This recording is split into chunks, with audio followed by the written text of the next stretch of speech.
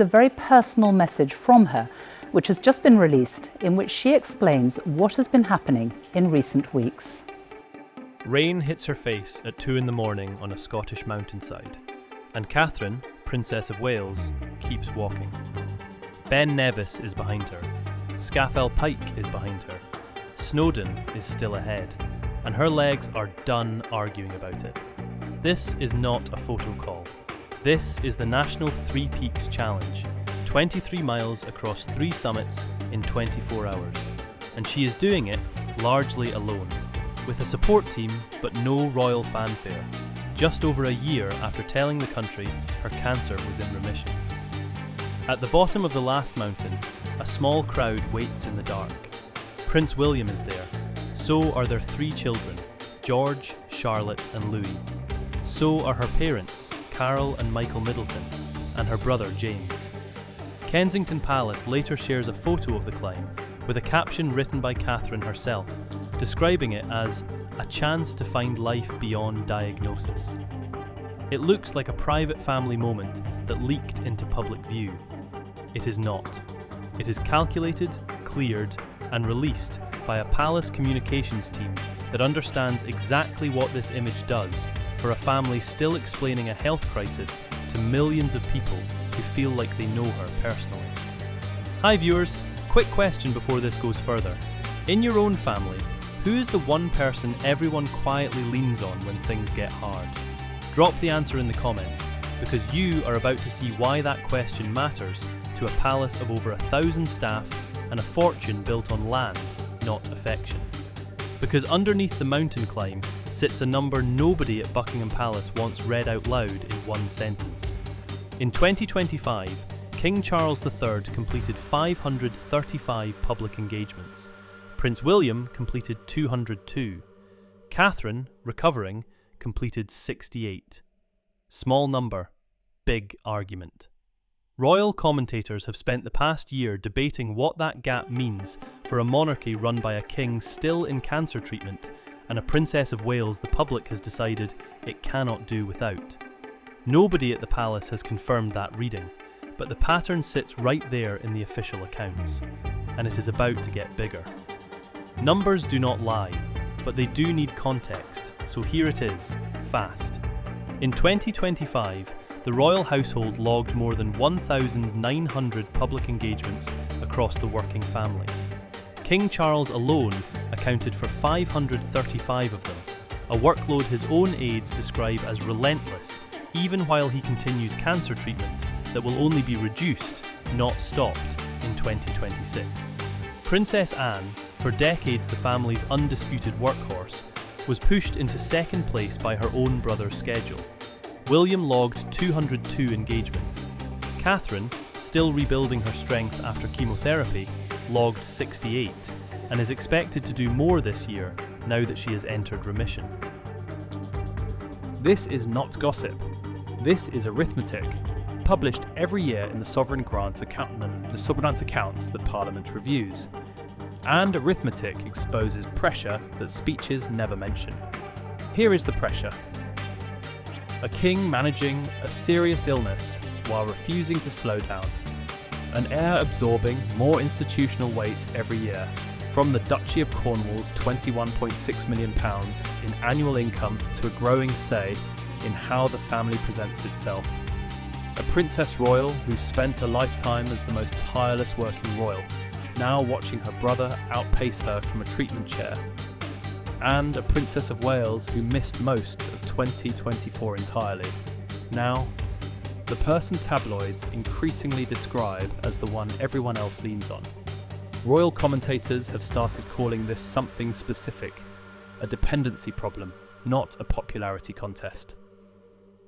If one person's calm becomes the institution's main asset, her absence stops being a scheduling issue and starts being a structural one.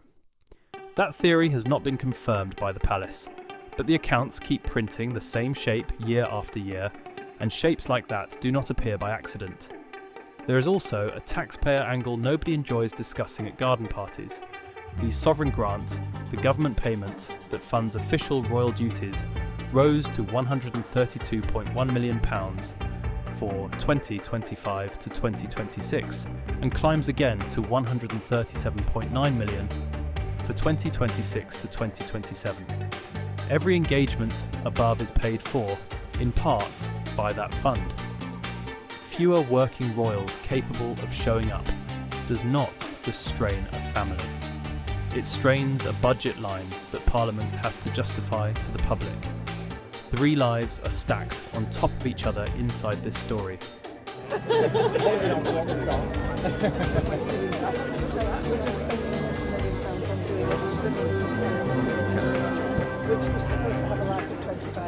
And none of them chose the weight they are carrying. Start with the one who is gone. Queen Elizabeth II worked almost until the end, appointing a Prime Minister 2 days before she died in September 2022. Her model of monarchy was built on visible endurance. Show up, say little, let the institutions speak through consistency rather than personality.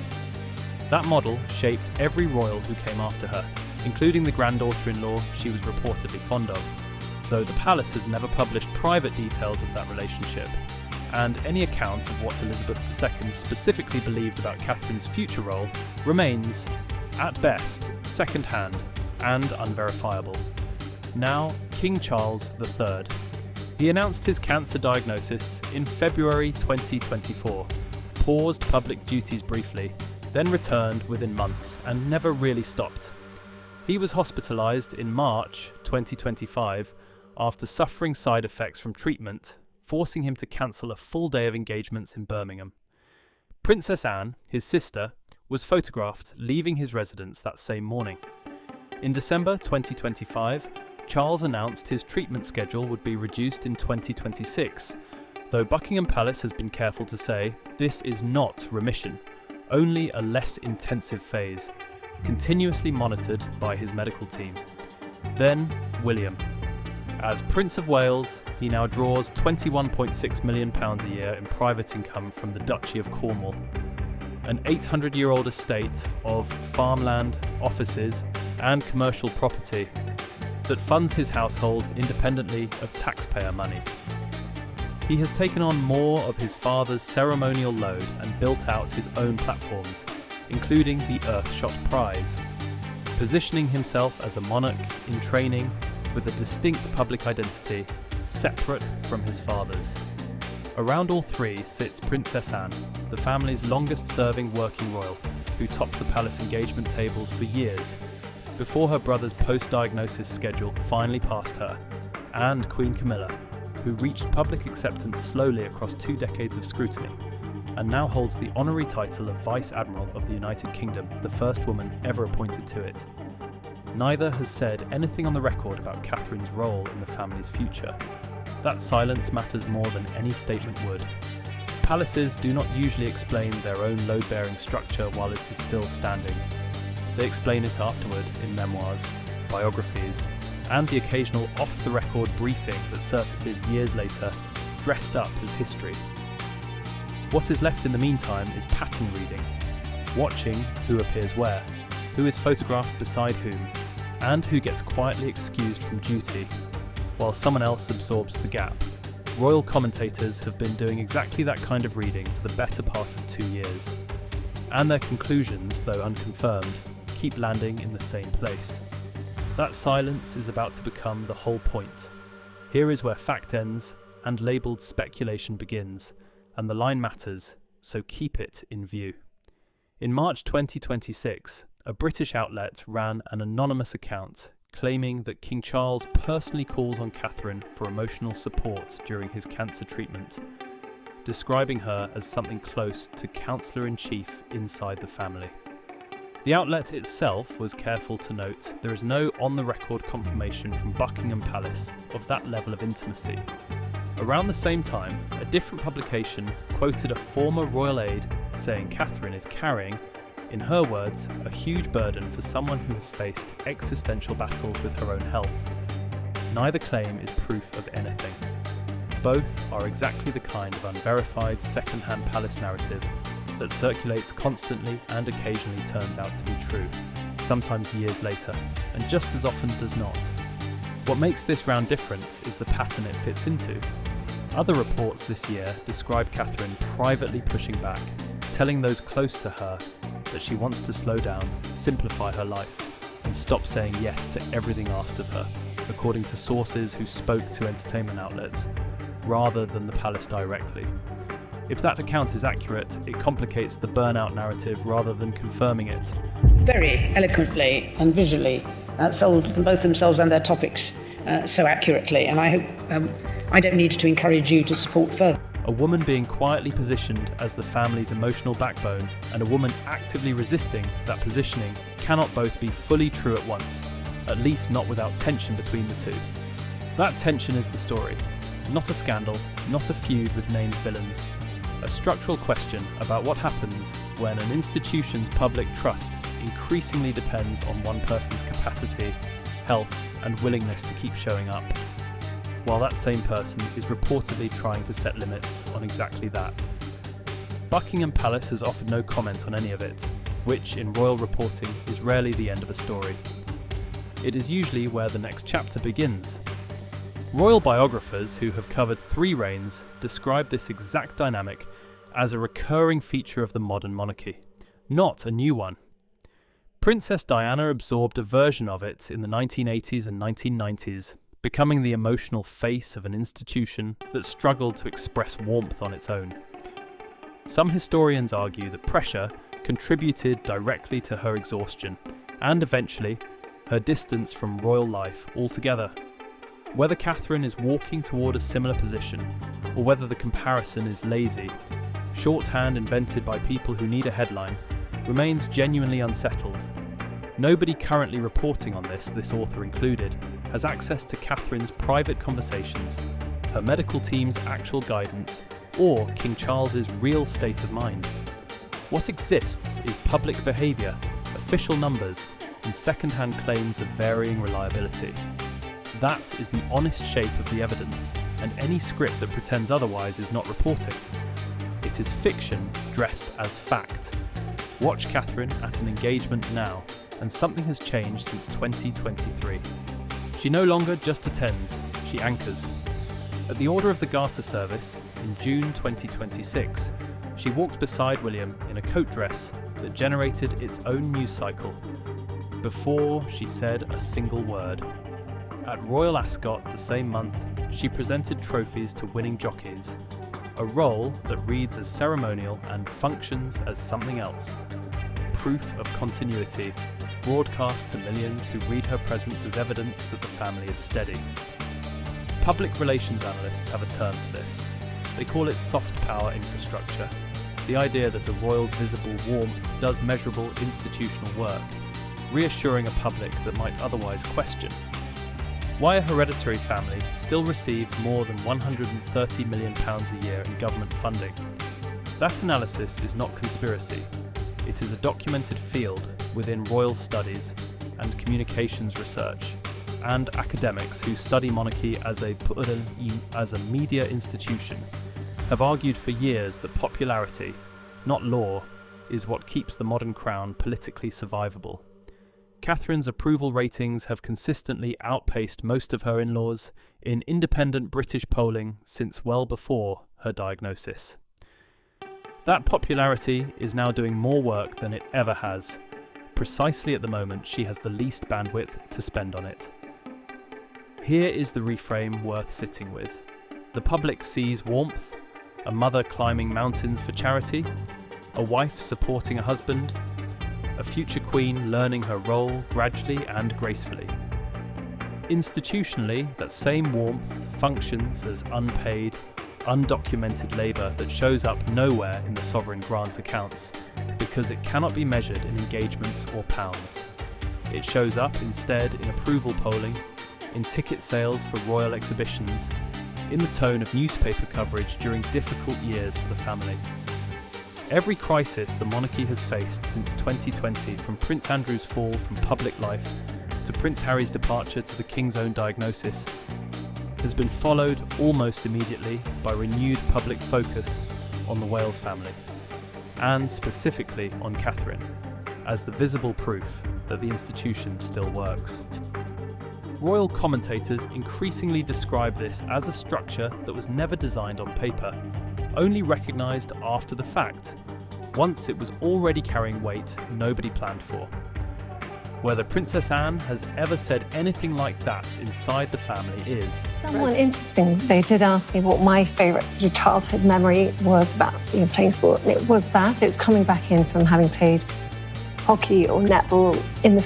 And remains unconfirmed. But the structure itself does not need her to say it. The accounts, the polling, and the patterns say it for her. Police arrive at Wood Farm at 8 in the morning on the man's 66th birthday.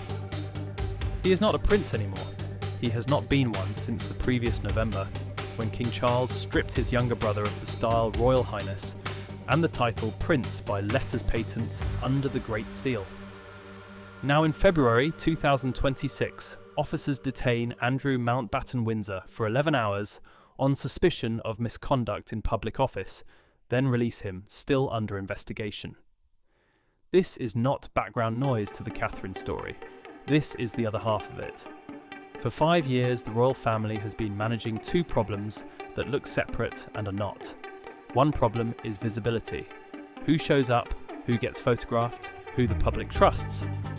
The other is exposure, who embarrasses the institution, who has to be removed from it, and how fast that removal has to happen once a scandal becomes undeniable.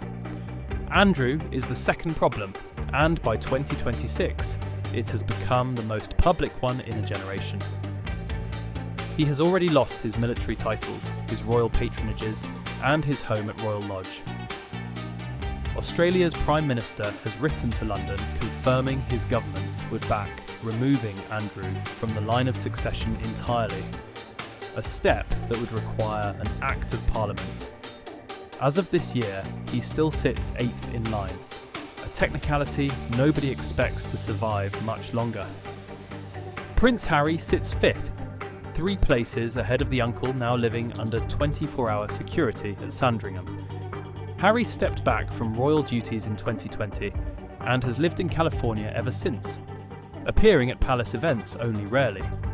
2 working problems, both draining institutional trust, both happening while the king undergoes cancer treatment. Every time one of these stories breaks, the palace needs somewhere else for cameras to point, somewhere stable, somewhere the story is a mother finishing a mountain climb, not a brother in a police interview room. Royal commentators have started describing this as a rotation, not a coincidence. Scandal contained on one side of the family, warmth manufactured on the other, timed closely enough that audiences rarely notice the handoff. The palace has never confirmed managing coverage this way. But watch the calendar for the next 6 months and count how many times a Wales family appearance lands within days of an Andrew headline. That count is coming next. Here is the structural reveal underneath all of it, and it is bigger than any single scandal.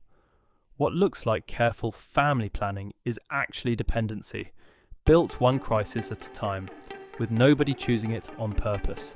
Add it up. King Charles is managing active cancer treatment while running the monarchy's official calendar almost single-handedly, completing more engagements than anyone else in the family in 2025. His brother has become the most damaging royal story in a generation, with police involvement and a prime minister on another continent formally requesting his removal from the succession. His younger son remains 3,000 miles away in California, 5th in line to a throne. He has said he does not want his own children entangled in more than necessary. That leaves William absorbing responsibility faster than any Prince of Wales in modern memory, and Catherine positioned, whether she wants it or not, as the family's most trusted face at the exact moment trust is scarcest. Royal commentators have started calling this the monarchy's single point of failure problem, borrowing language usually reserved for engineering and infrastructure. A single point of failure is a component that, if it breaks, takes the whole system down with it, because nothing else was built to carry the load in its place. Applied here, the theory suggests that if Catherine's health, her willingness, or her availability changes even slightly, the institution has no equivalent figure ready to absorb the gap. Not William, whose public warmth reads differently than hers. Not Camilla, who built her acceptance slowly and deliberately. Not as an emotional anchor, but as a steady presence beside the king. Not Anne, whose value has always been duty performed without sentiment, not sentiment itself. This is speculation, clearly labelled as such, built from public engagement numbers and documented family circumstances rather than private testimony. But it is the kind of speculation that royal historians take seriously, because the monarchy has lived through a version of it before, and the last time it did not end quietly. There is a second layer to the dependency question, one that rarely makes it into the glossy coverage of a mountain climb. There were not many people who understood just how broad his interests were and how supportive he was of an astonishingly... Or a coat dress at Ascot. Every institution that leans on one person's popularity to hold public trust together is also quietly betting against that person's autonomy. The more essential Catherine becomes to the family's image, the harder it becomes for her to ever say no, without triggering a wider conversation about what her absence would cost. Sources who spoke to entertainment outlets earlier this year describe her trying to draw exactly that boundary, choosing engagements more selectively, and prioritising her 3 children over a fully packed diary. Whether that boundary survives contact with an institution now missing its most damaged member and its most distant one is, at this point, an open question, not a settled one. From a public relations standpoint, the smart move is obvious. Protect her, do not overextend her. Whether that standpoint wins out over the institution's short-term need for stability is exactly what the next year will test. Rewind to November 2017, because this part is documented, not rumoured, and it explains something about how this family actually manages risk when nobody is watching. Leaked records called the Paradise Papers reveal that the Duchy of Lancaster, the private estate that has funded the reigning monarch for 700 years, put roughly £10 million into offshore funds based in the Cayman Islands and Bermuda. $6.5 million went into a Bermuda fund in 2004. $7.5 million went into a Cayman fund a year later, called Dover Street 6. That Cayman fund, through a chain of ownership several steps removed from the palace, ended up holding a stake in Bright House, a rent-to-own retailer later ordered by regulators to repay nearly $20 million to almost 250,000 customers for irresponsible lending. The Duchy said afterwards it was not aware of the Bright House connection until journalists asked about it. There is no suggestion the arrangement was illegal, and the monarch has long paid tax voluntarily on Duchy income. But the documents exposed something the palace had never chosen to disclose on its own. That the institution funding the crown moves money through the same offshore structures used by hedge funds and private equity firms. Several layers removed from public accounts that Parliament can actually see. Here is why that history matters to Catherine's story, not just Charles's inheritance of the estate that made those investments. It shows a pattern of institutional behaviour that predates every person currently in this narrative. When scrutiny threatens the money or the image, the response is distance and disclosure only once forced, not transparency offered voluntarily. The same instinct that kept the Duchy's offshore holdings quiet for over a decade is, according to royal commentators, the same instinct now shaping how carefully the palace controls what gets said about Catherine's workload, about Andrew's finances, about William's expanding income from his own duchy. Nothing here is a conspiracy. It is a documented operating style applied consistently across 2 reigns, and it is the missing piece that explains why nobody at the palace will ever simply say the word dependency out loud. Consider the timing too. The Paradise Papers broke in 2017, 5 years before Elizabeth II's death, while Charles was still Prince of Wales and beginning to shape the institution he would inherit. He watched at close range what happens when a family estate gets caught managing money in ways the public never approved and cannot easily audit. Royal biographers have suggested that experience helped shape Charles's later, more public emphasis on transparency in the sovereign grant accounts, the very documents this story has leaned on for its verified numbers. Whether that connection is deliberate reform or simply better public relations is, again, a matter of interpretation rather than confirmed fact. Either way, the habit of controlling disclosure rather than avoiding it appears to be the one constant running underneath every version of this monarchy the public has seen.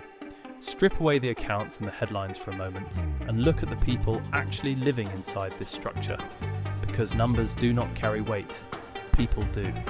King Charles, 77, manages a nation's ceremonial life while undergoing cancer treatment that will only be reduced, not ended, in 2026.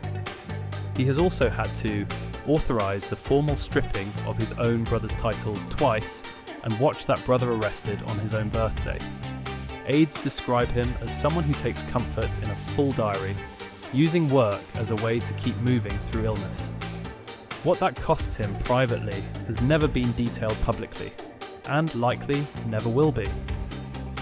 William, 43, is inheriting a monarchy that is smaller, more scrutinised, and more dependent on fewer working members than the one his grandmother ran. He has taken on more of his father's ceremonial load while building his own identity through projects like the Earthshot Prize, and he now manages a duchy income exceeding £20 million a year, along with the responsibility of one day explaining Andrew's downfall to his own children. Camilla, 78, spent decades earning public acceptance the Diana comparison never gave her easily, and now holds a naval title no queen consort has held before her. Royal watchers describe her relationship with Catherine as respectful rather than close, shaped more by proximity and duty than personal warmth, though neither woman has ever discussed it publicly. And Catherine, 44, says almost nothing in her own voice beyond captions on official photographs, yet is discussed constantly by everyone else in terms she does not control. She is the family's most trusted communicator and its quietest member at once, which is precisely the contradiction royal commentators keep circling back to. Consider what it means to recover from cancer in public, then be asked almost immediately to become the emotional stabiliser for a family absorbing a criminal investigation, a health crisis, and an ocean-wide estrangement all at the same time. No spokesperson has ever framed it that plainly. But strip the diplomatic language away, and that is the actual job description forming around her, whether anyone intended to write it or not. Meanwhile, Anne, 75, keeps doing what she has always done, showing up, saying little, letting the numbers speak. She has outworked most of the family for decades, without needing anyone's warmth to prove her value. Whether that older model of service, duty without sentiment, still has a place in a monarchy that increasingly runs on public affection is its own unresolved question. Systems built around one person's calm tend to survive right up until that calm is tested, and this one has not been tested yet, not fully. What happens when it finally is remains the one question nobody inside the palace walls is willing to answer on the record. Picture the next 12 months before anyone announces them, because the outline is already visible in public documents right now. King Charles enters 2026 with a reduced treatment schedule but no confirmed remission, meaning his own capacity to keep carrying 500 engagements a year remains, medically, an open question rather than a guarantee. Parliament and the palace are expected to move on. Andrew Mountbatten Windsor's place in the line of succession, a step multiple governments across the Commonwealth have already signalled support for, which would formally close a chapter that has cost the family 2 years of damaging headlines. William continues absorbing responsibility at a pace that outstrips any Prince of Wales in living memory, drawing over £20 million a year from the Duchy of Cornwall, while positioning himself as a monarch shaped more by climate advocacy and institutional modernisation than by ceremony alone. Harry remains fifth in line and 3,000 miles away, a distance that shows no sign of closing. And Catherine, now fully returned from cancer treatment, faces a choice that nobody else in this family can make for her: keep expanding into the role the public and the institution both seem to want from her, or hold the boundary that sources say she has been quietly trying to draw since 2025. Royal commentators are split on which way that goes. Some argue the pull toward visibility always wins in this family, pointing to Diana's history as the clearest precedent. Others argue Catherine has already shown, through her handling of her own diagnosis, that she sets her own terms more firmly than any Princess of Wales before her. No palace statement will confirm which theory is correct, because palaces do not narrate their own uncertainty. What is confirmed is the shape of the year ahead: a king managing illness in public, an heir accumulating power faster than tradition usually allows, a disgraced brother possibly erased from the succession altogether, an estranged son staying exactly where he is, and one woman at the centre of all of it, expected to be the calm that holds the picture together. There is a version of this story where nothing breaks. Charles's treatment keeps improving. Andrew's case moves through the courts quietly, and the succession question resolves without further drama. William grows into the role at his own pace, with Catherine beside him, not beneath the weight of it. That version is entirely possible, and royal historians would be the first to point out that this institution has absorbed worse shocks before and still stood. But there is also a version where the load does not distribute evenly, where one health scare, one more scandal, or one more year of silence from Harry tips the balance the wrong way, and the family finds out in real time just how much of its public trust was resting on a single set of shoulders. Nobody, including this narrator, knows yet which version the next year delivers. The situation remains unresolved. The institution keeps operating the way it always has, one engagement at a time. But the internal balance has shifted in ways the public is only beginning to read correctly, and the next time Catherine steps out in public, alone or beside William, that appearance will not just be a photograph, it will be a signal, whether the palace intends it that way or not.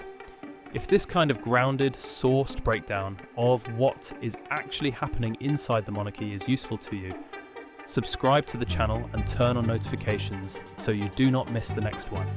And in the comments, tell us plainly, do you think Catherine holds this position by choice or by circumstance? Your answer might be the one that changes how someone else watching this sees the whole story.